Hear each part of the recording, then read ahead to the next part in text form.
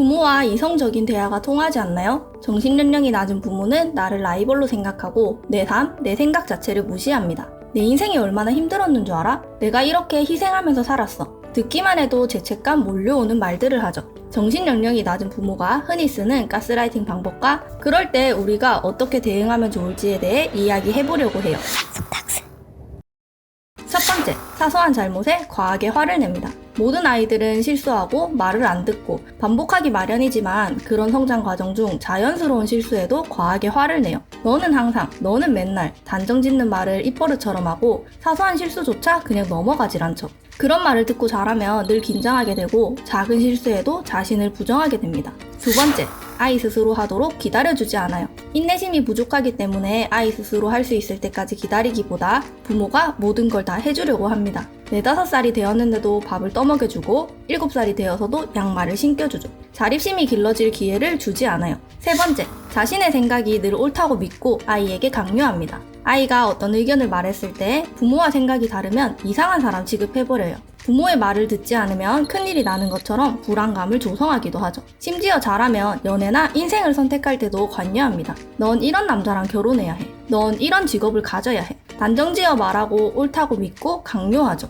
네 번째, 자기 마음에 들 때만 사랑해줍니다. 아이가 옳은 행동을 해도 자기 마음에 들지 않으면 화를 내요. 내 뜻대로 움직이지 않으면 체벌을 하거나 밥을 주지 않거나 심지어 아이를 무기로 협박하기도 하죠. 결국 아이는 부모의 마음에 드는 행동을 해야만 칭찬과 사랑을 받을 수 있으니 그런 환경 속에서 부모의 사랑을 갈구하고 사랑받기 위해 더 애쓰는 착한 아이로 자라게 됩니다. 다섯 번째, 자식이 문제 있는 사람처럼 이야기합니다. 네가 그럼 그렇지 사회생활은 제대로 하겠어? 친구들이 다 너 안 좋아해. 이런 식으로 어떤 문제가 생겼을 때 문제 해결보다 자식을 비난합니다. 이런 말을 듣고 자라면 자연스럽게 내가 문제 있는 사람처럼 느껴지기 쉽죠.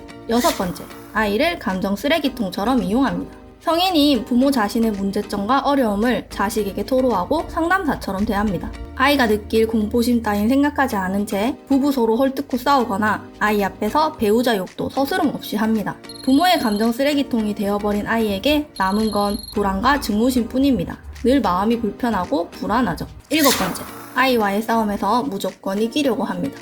자녀의 주장이 논리적이고 합리적이라 하더라도 네가 어떻게 나한테 그렇게 말해? 말하는 태도나 권위를 내세워 이기려고만 합니다. 아무리 논리적으로 말해도 이성적인 대화가 되지 않고 비난하는 말과 죄책감 느낄 만한 말들만 하죠.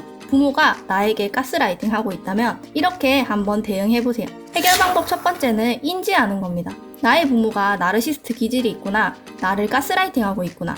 있는 그대로 인지하는 것이 첫 걸음이에요. 이때 중요한 건 내 잘못이 아니야. 저 사람은 절대 안 바뀔 거야. 이 두 가지를 받아들이는 건데요. 이 과정 속에서 우울감이나 배신감을 느낄 수 있지만 가족이란 인연은 즐겨서 쉽게 끊어지지 않기 때문에 그런 감정을 부정하거나 상황을 바꾸려고 애쓰지 마세요. 부모가 공격적이어도 나를 무시해도 그건 부모 자신의 결함과 불안, 열등감이 나에게 투사된 것이라고 받아들이는 과정이 중요해요. 두 번째, 거리두기. 물리적으로 떨어지기 어렵다면 정신적으로라도 거리를 두세요. 감정을 섞으면 부모는 나에게 더 바라고 나를 이상한 사람 만들며 부모에게 느끼는 감정을 약점으로 이용하기 때문이에요. 기대치를 현실적으로 조정하고 정서적 거리를 유지해야 상처가 커지는 걸 막을 수 있어요. 세 번째, 부모 외에 건강한 인간관계 유지. 가스라이팅을 하는 부모는 종종 자녀를 고립시키려고 합니다.